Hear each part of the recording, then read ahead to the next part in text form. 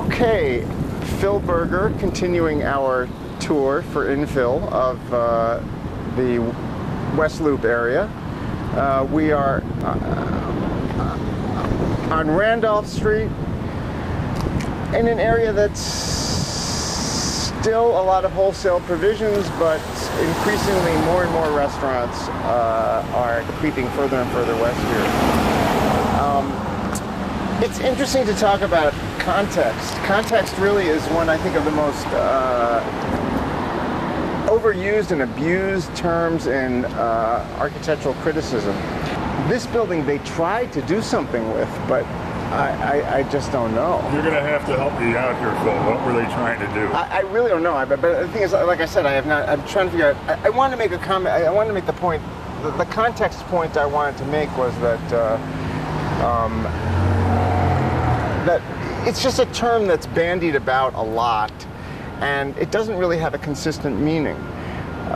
Sometimes it's used to talk about how well a building fits into its surroundings, and by the same token, it's used to talk about how poorly a building fits into its surroundings.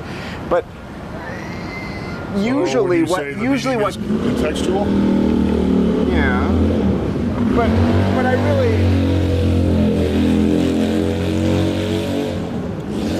I'm going to actually quote my friend Joe Zikas and use the term, when people talk about buildings that are in context, what too often they actually are talking about is a building that what Mr. Zikas calls blanding in with the rest of the neighborhood.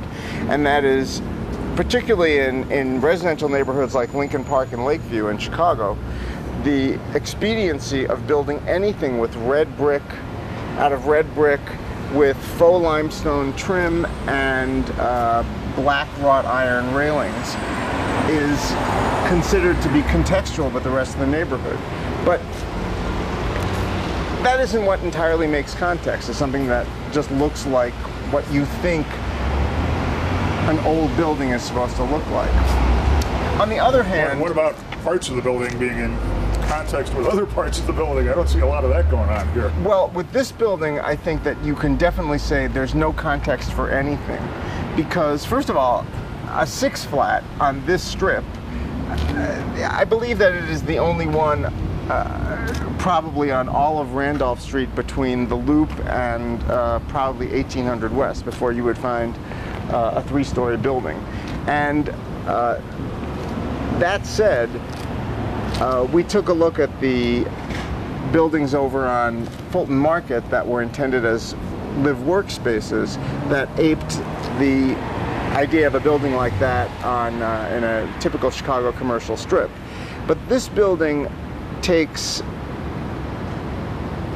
elements from who knows where and applies them on the front of what is essentially just a standard Chicago 6-flat, but in an area where there are no 6-flats, and there really isn't much else that's residential except for converted loft buildings. So my feeling about this building is, with all of the garbage on the front of it and just its concept alone, it's definitely a double negative for me. Double negative. Double negative. Double negative.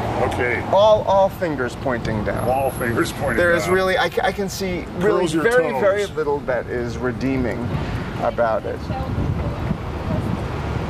You think when it's done it'll have more redeeming value? Maybe we're not seeing the finished product. I can't imagine that there would be any more done to it that could do anything for it. So I'm hoping that they're done. Okay, thanks, Phil. And the interesting thing really, of course, is you notice that, zoom in perhaps if you would on the very attractive for rent sign that's in the front of the building. And maybe our viewers can, if they're interested in renting space there, they might be able to... Oh, let's go over and get that detail for them. That's correct. They might...